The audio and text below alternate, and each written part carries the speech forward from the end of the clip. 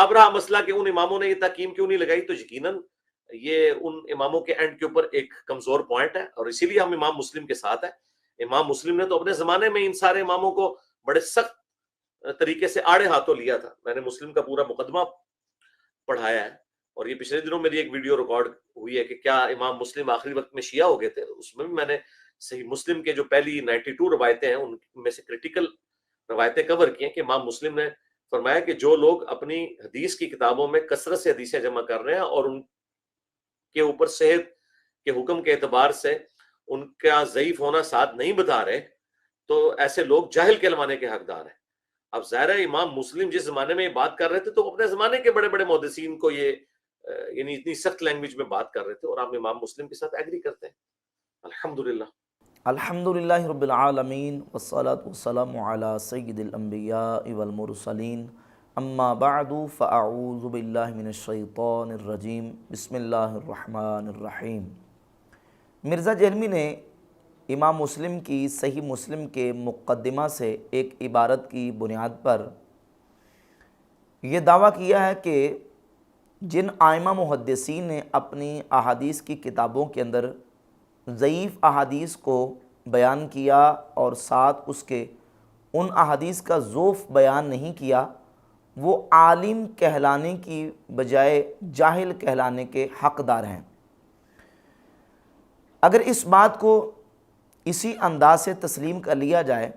کہ جو امام اور محدث اپنی حدیث کی کتاب کے اندر حدیث بیان کرے اور ساتھ اس کا ضعف بیان نہ کرے، وہ عالم کہلانے کی بجائے جاہل کہلانے کا حقدار ہے، تو اس فتوے سے امام بخاری بھی نہیں بچتے، امام مسلم بھی نہیں بچتے،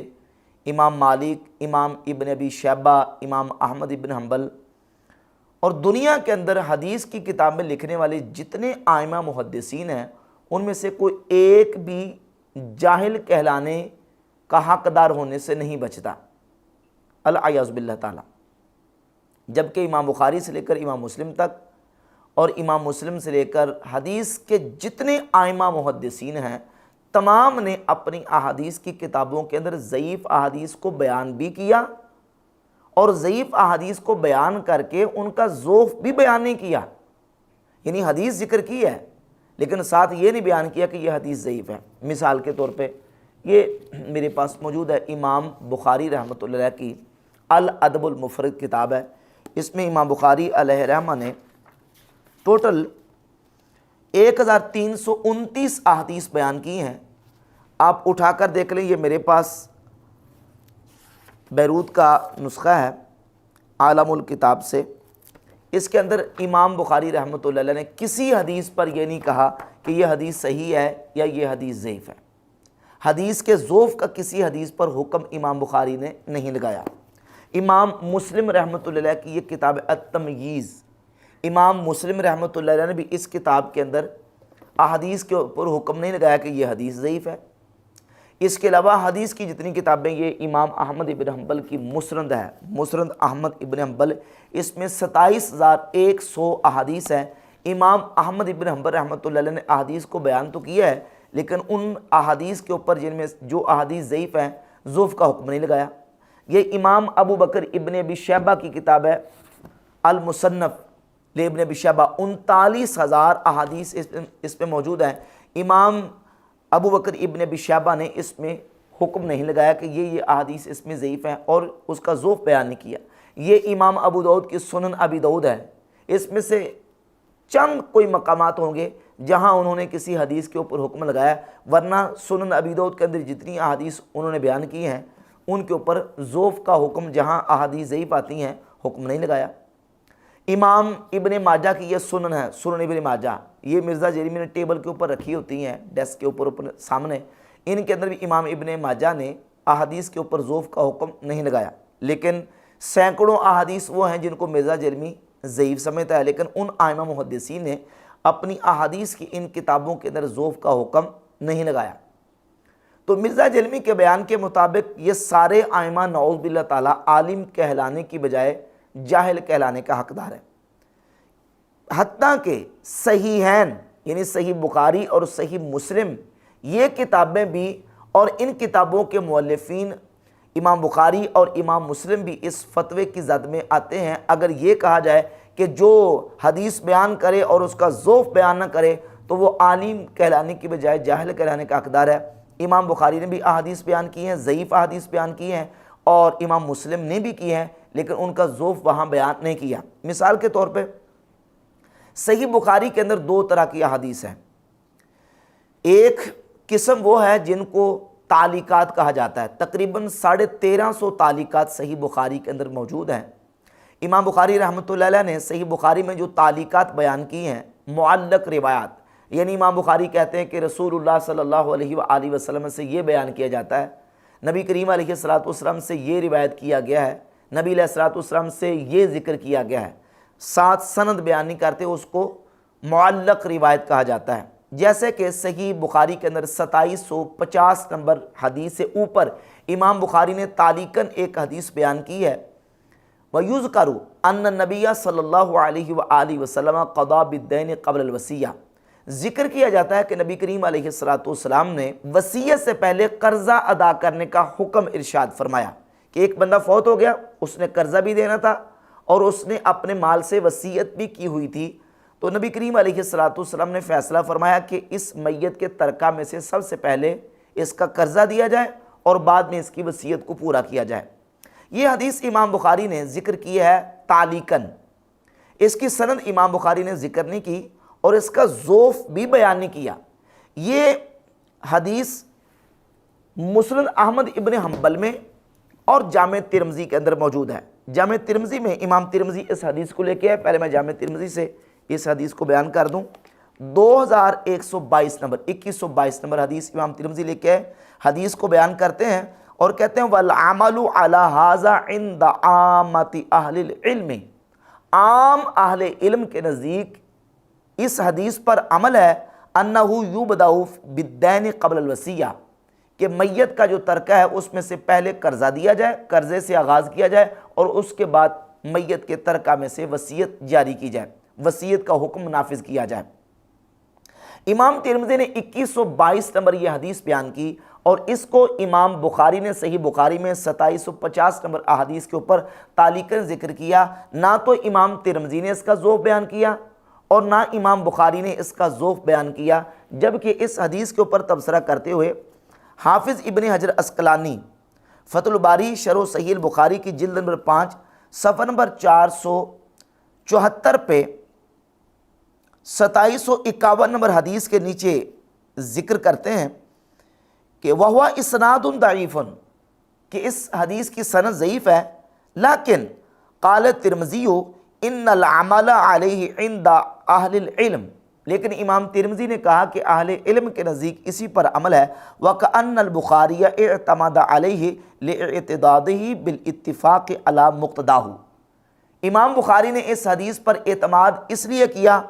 کہ اس کے مقتضا پر اعتماد ہونے کی وجہ سے، اس کے مقتضا پر اتفاق ہے، چونکہ کسی اور وجہ سے اس کی مضبوطی ہو جاتی ہے، تعدد طرق کی وجہ سے یا اہل علم کے عمل کی وجہ سے یا تلقی بالقبول کی وجہ سے، اس لیے امام بخاری رحمۃ اللہ علیہ نے اس پر اعتماد کیا۔ وَإِلَّا فَلَمْ تَجْرِ عَادَتُهُ أَنْ يُورِدَ الضَّعِيفَ فِي مَقَامِ الْاحْتِجَاجِ بِهِ، حالانکہ امام بخاری رحمۃ اللہ علیہ کی یہ عادت نہیں ہے کہ وہ مقام احتجاج پر، یعنی کسی حدیث کو ذکر کریں اور وہ حدیث ضعیف ہو اور اس سے امام بخاری احتجاج بھی کریں، امام بخاری کی یہ عادت نہیں ہے، لیکن یہاں امام بخاری نے اس ضعیف حدیث کو مقام احتجاج پر، یعنی اس مقام پہ ذکر کیا ہے جہاں امام بخاری نے اس حدیث سے احتجاج بھی کیا ہے، اس کو دلیل بھی پکڑا ہے، لیکن یہ حدیث سند کے اعتبار سے ضعیف ہے۔ تو امام بخاری نے اس کا ذوف بھی بیان نہیں کیا، احتجاج بھی کیا، کیوں؟ حافظ ابن حجر عسقلانی فرماتے ہیں کہ اس کے مقتضا پر اتفاق ہو گیا ہے، کیوں؟ لِاعْتِدَادِهِ، یعنی اس کے مضبوط ہونے کی وجہ سے کہ یہ حدیث دیگر اور ذرائع سے مضبوط ہو گئی ہے، یا تو تلقی بالقبول کی وجہ سے یا اس کی جو نا وہ سند کی وجہ سے یہ مضبوط ہو گئی ہے، اس کی مضبوطی کی وجہ سے امام بخاری رحمۃ اللہ علیہ نے اس کو مقام احتجاج میں ذکر کیا۔ تو اس کے علاوہ 20 اور مقامات ہیں صحیح بخاری کے اندر جو تعلیقات امام بخاری علیہ الرحمہ نے ذکر کی ہیں، ان میں سے بہت ساری تعلیقات ضعیف ہیں، بالخصوص جو صیغہ تمریز کے ساتھ، رویہ کے ساتھ،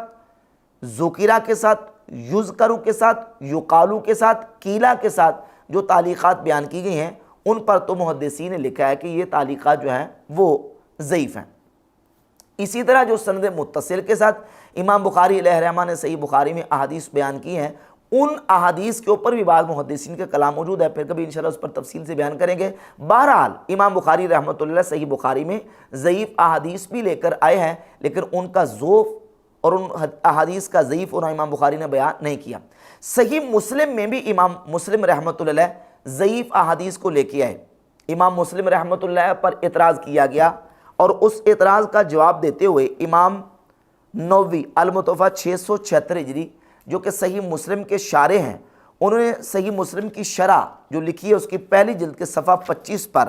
24 اور 25 پر لکھا، آب عائبون مسلمن بے روایتہ فی صحیحہ عن جماعت من الضعفاء والمتوسطین الواقعین فی الطبقات الثانیہ۔ امام مسلم پر عیب لگانے والوں نے عیب لگایا کہ انہوں نے اپنی صحیح کے اندر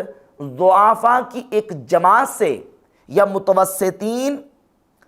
جو طبقہ ثانیہ میں واقع ہوئے ان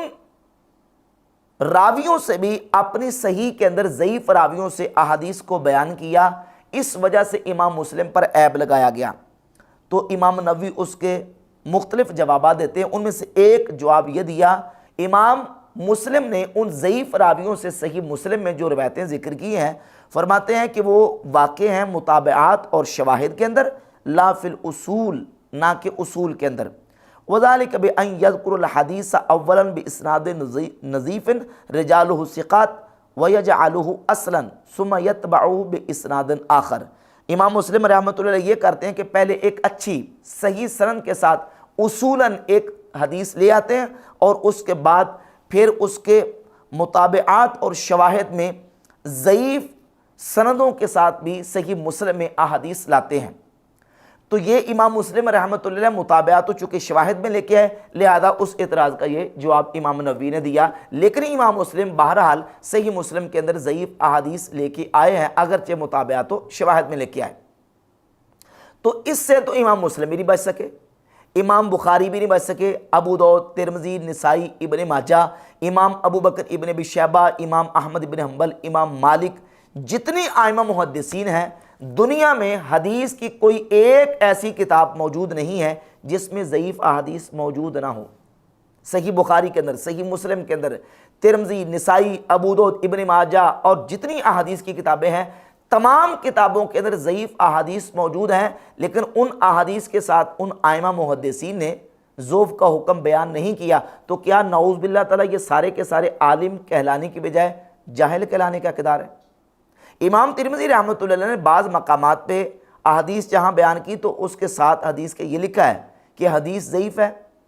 لیکن اس کے ساتھ یہ بھی لکھا ہے والعمل علی ھذا عند اہل العلم، اہل علم کے نزدیک عمل اسی پر ہے۔ حدیث ضعیف ہے لیکن اہل علم کے نزدیک عمل اسی پر ہے۔ تو اگر حدیث ضعیف بھی ہو لیکن اہل علم کا عمل اس کے اوپر ہو اور اس کو تلقی بالقبول کی حیثیت حاصل ہو، تو اس کی سند کے ضعیف ہونے کے باوجود بھی وہ حدیث قابل عمل قرار پاتی ہے۔ مرزا جرمی نے خود یہ اصول مانا ہوا ہے، اپنی باری آتی ہے تو اس اصول کی بنیاد پہ کہتا ہے ترقی بالقبول حاصل ہے، لہذا یہ حدیث جو ہے نا یہ اس پر عمل کیا جائے گا۔ بعض اوقات حدیث کی سند کمزور ہوتی ہے لیکن اسے تلقی بالقبول حاصل ہو جاتی ہے کہ شواہد کی بنیاد پہ وہ ویسے اسٹیبلش ہو رہا ہوتا ہے۔ خطبے میں جو الفاظ ہیں نا اس کے بارے میں کوئی اختلاف نہیں ہے، کیونکہ باقی احادیث کی کتابوں سے وہ جملے آپ کو سکیٹرڈ فارم میں مل جاتے ہیں، لہٰذا ہم اس حدیث کو تلقی بالقبول کی وجہ سے اور باقی اسناد کی وجہ سے صحیح سمجھتے ہیں۔ تو ائمہ محدثین اور فقہاء کے نزدیک اگر حدیث ضعیف بھی ہو تو اس ضعیف حدیث پر عمل کرنے کے لیے کچھ شرائط موجود ہیں۔ ایک تو تلقی بالقبول حاصل ہو جائے، اور اگر وہ حدیث فضائل اعمال میں ہے،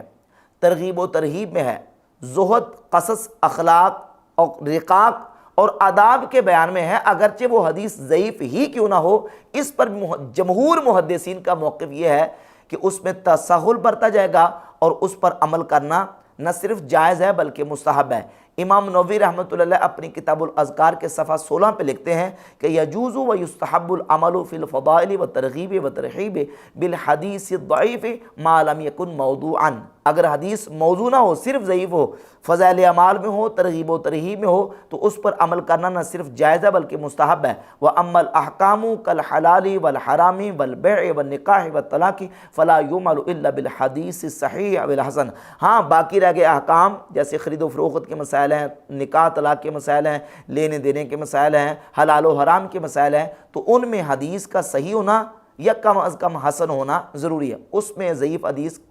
جو ہے اس سے احتجاج نہیں کیا جا سکتا۔ امام ترمذی رحمۃ اللہ جامع ترمذی میں جتنی احادیث لے کے آئے، امام ترمذی نے اپنی جو ایک چھوٹی کتاب لکھی ہے اصول کے اوپر، کتاب العلل الصغیر، میرے پاس جو نسخہ ہے یہ دار احیاء تراث العربی بیروت لبنان سے، اس کے صفحہ نمبر 1023 پر امام ترمذی لکھتے ہیں جمیع ما فی ھذا الکتاب من الحدیث فہو معمول بہ۔ میری اس کتاب جامع ترمذی کے اندر جتنی احادیث ہیں وہ ساری کے ساری معمول بہی ہیں، یعنی امت کے کسی نہ کسی طبقے نے، ائمہ اور فقہا کے کسی نہ کسی گروہ نے اس پر عمل کیا ہے۔ ساری کے ساری احادیث معمول بہی ہیں، یعنی ضعیف ہونے کے باوجود بھی معمول بہی ہیں سوائے 2 احادیث کے، اور وہ 2 احادیث میں سے ایک حدیث ہے حضرت عبداللہ ابن عباس رضی اللہ تعالیٰ عنہما سے کہ نبی کریم علیہ السلام نے ظہر اور عصر کی نماز کو مدینہ شریف میں اور مغرب اور عشاء کی نماز کو مدینہ شریف میں بغیر خوف کے، بغیر سفر کے اور بغیر بارش کے جمع فرمایا۔ ایک حدیث یہ ہے، فرماتے اس حدیث پر امت کا عمل نہیں ہے، یعنی سند اگرچہ صحیح ہے لیکن امت کے ہاں یہ معمول بہی نہیں ہے، کیونکہ دوسرے دلائل موجود ہیں، ان دلائل کی وجہ سے اس حدیث پر عمل امت کے کسی طبقے نے نہیں کیا۔ اور چاروں ائمہ میں سے کسی امام کا یہ موقف نہیں ہے کہ بغیر کسی عذر کے، بغیر کسی وجہ کے 2 نمازوں کو حضر کی حالت میں جمع کیا جائے، کسی فقہ کے امام کا موقف نہیں ہے، یعنی چاروں ائمہ میں سے۔ اور دوسری حدیث ہے، فرماتے ہیں کہ نبی کریم علیہ السلام کی دوسری حدیث اذا شرب الخمر فجلدوہ، جب کوئی شخص شراب پیے تو اس کو کوڑے مارو، فإن عاد فی الرابعہ، اگر چوتھی مرتبہ پیتا، یعنی دوسری مرتبہ پیے پھر مارو، تیسری مرتبہ پیتا پھر مارو، اور اگر چوتھی مرتبہ پیتا ہے تو فقتلوہ، اس کو قتل کر دو۔ اس حدیث پر بھی امت کے کسی طبقے نے عمل نہیں کیا۔ تو فرماتے ہیں یہ 2 احادیث میری کتاب کے اندر ایسی ہیں جو معمول بہی نہیں ہیں، باقی جتنی میری کتاب کے اندر احادیث ہیں وہ معمول بہی ہیں۔ مثال کے طور پہ حدیث نمبر 188، امام ترمذی رحمۃ اللہ علیہ حدیث بیان کرتے ہیں کہ نبی پاک صلی اللہ علیہ وآلہ وسلم نے فرمایا من جمع بین الصلاتین من غیر عذر فقد اتی بابا من ابواب الکبائر، جس نے 2 نمازوں کو بغیر عذر کے جمع کیا وہ کبیرہ گناہ کے دروازوں میں سے ایک دروازے پر آ گیا۔ امام ترمذی کہتے ہیں کہ ہوا ضعیف عند اہل الحدیث، یہ اہل حدیث کے نزدیک حدیث ضعیف ہے، امام احمد اور دیگر ائمہ نے اس کو ضعیف قرار دیا۔ والعمل علی ھذا عند اہل العلم، اہل علم کے نزدیک عمل اسی پر ہے، یعنی بغیر عذر کے 2 نمازوں کو جمع کرنے کی اجازت نہیں ہے۔ ہاں عذر کے ساتھ یا کسی خاص موقع پر دیگر ائمہ کا موقف ہے، احناف تو سوائے حج کے موقع پہ 2 نمازوں کو حقیقتاً جمع کرنے کی اجازت نہیں دیتے۔ البتہ امام ترمذی فرماتے ہیں کہ اہل علم کا عمل اسی پر ہے کہ بغیر عذر کے 2 نمازوں کو جمع نہیں کیا جا سکتا۔ اسی طرح حدیث نمبر 199 199 نمبر حدیث امام ترمذی رحمۃ اللہ لے کے آئے، اور وہ حدیث یہ ہے کہ نبی پاک صلی اللہ علیہ وآلہ وسلم نے ارشاد فرمایا من اذن فہو یقیم، جو اذان دے وہی اقامت کہے، یعنی جس نے اذان دی ہے اقامت بھی اسی کا حق ہے کہ وہ اقامت کہے۔ کہتے ہیں کہ ہوا ضعیف عند اہل الحدیث، یہ حدیث اہل حدیث کے نزدیک ضعیف ہے۔ والعمل علی ھذا عند اکثر اہل العلم، لیکن اکثر اہل علم کے نزدیک عمل اسی پر ہے کہ ان من اذن فہو یقیم، کہ جو اذان دے وہی اقامت کہے۔ صحیح جامع ترمذی کے اندر کتنی احادیث وہ ہیں کہ امام ترمذی نے حدیث کا ذوق بیان کیا لیکن ساتھ یہ بھی کہا کہ اہل علم کا عمل اسی پر ہے۔ آپ خود نکال کے دیکھ لیں، حدیث نمبر 188، حدیث نمبر 261، حدیث نمبر 411، 509، 638، 914، 915، 1191، 1399، 1467، 2109، 2094, 2122 اور دیگر بہت سارے مقامات پہ جامع ترمذی کے اندر احادیث موجود ہیں کہ احادیث ضعیف ہے، لیکن امام ترمذی کہتے ہیں کہ حدیث کے ضعیف ہونے کے باوجود اہل علم کا عمل اسی پر ہے۔ تو مرزا جلمی کا یہ کہنا کہ حدیث کو بیان کرے اور ضعف بیان کیے بغیر حدیث کو بیان کر دینے والا وہ عالم کہلانے کی بجائے جاہل کہلانے کا حقدار ہے، اس سے تو پھر نہ امام بخاری بچ سکتے ہیں، نہ امام مسلم، نہ ترمذی، نہ ابو داؤد، نہ ابن ماجہ، نہ نسائی، اور نہ ہی امت کا کوئی محدث اور کوئی امام بچ سکتا ہے۔ اب مرزا جرمی نے یہ بات کس بنیاد پہ کی ہے؟ وہ کی ہے امام مسلم رحمۃ اللہ کی صحیح مسلم کے مقدمہ کی ایک عبارت سے، جو کہ صفحہ نمبر 19 پر موجود ہے، جبکہ اس عبارت کو اگر بغور دیکھا جائے تو اس سے محض ضعیف حدیث کا ذکر مقصود نہیں ہے۔ دیکھیں، ضعیف اور موضوع کے اندر عموم و خصوص مطلق کی نسبت ہے۔ ہر موضوع ضعیف ہے، لیکن ہر ضعیف حدیث موضوع نہیں، ہر ضعیف حدیث موضوع نہیں ہوتی۔ ہاں، ہر موضوع حدیث ضعیف ہوتی ہے، لیکن ہر ضعیف حدیث موضوع نہیں ہوتی۔ امام مسلم رحمۃ اللہ علیہ نے اگرچہ لفظ ضعیف استعمال کیا ہے، لیکن وہاں جو عبارت سے ثابت ہو رہا ہے اس سے محض ضعیف مراد نہیں ہے، بلکہ اس سے ضعیف کی وہ قسم جو موضوع کے درجے کی ہے وہ مراد ہے۔ دیکھیے امام مسلم رحمۃ اللہ فرماتے ہیں فَإِذَا كَانَ الرَّاوِي لَهَا لَيْسَ بِمَعْدِنٍ لِلصِّدْقِ وَالْأَمَانَةِ، جب راوی ایسا ہو جو سچا بھی نہ ہو اور امانت دار بھی نہ ہو، تو اب اس کا مفہوم مخالف کیا نکلے گا؟ کہ وہ راوی جھوٹا ہو اور خائن ہو۔ ایسے راوی کی جو روایتیں ہیں فرماتے اکثرھا اکاذیب لا اصل لہا، ایسے راوی کی روایتیں اکثر جھوٹی اکاذیب ہوں گی، ان کی کوئی اصل نہیں ہوگی۔ تو ایسا راوی اگر روایت کے اندر آ جائے جو جھوٹا بھی ہو اور امانت دار بھی نہ ہو، خائن بھی ہو، تو فرماتے ہیں کہ ایسے راوی کی روایت کو بغیر اس کی کہ عیب کے بیان کیے بیان کرنے والا عالم کہلانے کی بجائے جاہل کہلانے کا حقدار ہے۔ یہ اس روایت کے بارے میں امام مسلم رحمۃ اللہ کہہ رہے ہیں جس روایت کا جو راوی ہے وہ جھوٹا ہو، خائن ہو، تو ایسے بندے کی روایت کو بغیر بتائے بیان نہیں کرنا چاہیے۔ تو یہ تو بالکل بات درست ہے کہ ایسا راوی جو جھوٹا ہو، خائن ہو، اس راوی کی روایت کو بغیر اس کا عیب بیان کیے بیان نہیں کرنا چاہیے۔ باقی رہ گی محض ضعیف کی بات، محض حدیث کمزور حدیث ہے، ضعیف حدیث کی بات، تو وہ تو امام مسلم رحمۃ اللہ نے صحیح مسلم کے اندر خود ضعیف قسم کے راویوں سے احادیث کو بیان کیا ہے جو امام مسلم کے نزدیک ضعیف ہیں۔ یہ صحیح مسلم کا مقدمہ صفحہ نمبر 5 ہے۔ امام مسلم نے خود کیٹیگریز بیان کی ہیں، کہتے ہیں فَأَمَّا الْقِسْمُ الْأَوَّلِ، قسم اول احادیث کی، اپنی کتاب میں وہ احادیث قسم اول کی لے کے آؤں گا جن احادیث کے اندر اور جن احادیث کے راویوں کے اندر کسی قسم کا کوئی عیب نہیں ہوگا، وہ عادل ہوں گے، ثقہ راوی ہوں گے، اور ان کی غلطیاں بھی اور ان کے اندر عیب بھی نہیں ہوں گے۔ میں اس قسم کے راویوں کی روایتوں کو قسم اول میں لے کے آؤں گا۔ فَإِذَا نَحْنُ تَقَصَّيْنَا أَخْبَارَ هَذَا الصِّنْفِ مِنَ النَّاسِ، جب پہلی قسم کے راویوں سے ہم اخبار اور احادیث کو بیان کر دیں گے، اتبعناها اخباراً یقع فی اسانیدها بعض ما لیس بالموصوف بالحفظ والاتقان، تو اس کے بعد ہم یعنی پہلی قسم کے راویوں سے احادیث کو بیان کرنے کے بعد پھر اس کے بعد جو دوسری قسم کی احادیث بیان کریں گے ایسے راویوں سے بیان کریں گے من لیس بالموصوف بالحفظ والاتقان، کہ جو راوی حفظ اور اتقان کے ساتھ موصوف نہیں ہوں گے۔ تو وہ روایتیں امام مسلم رحمۃ اللہ مطابعات و شواہد میں لے کے آئیں گے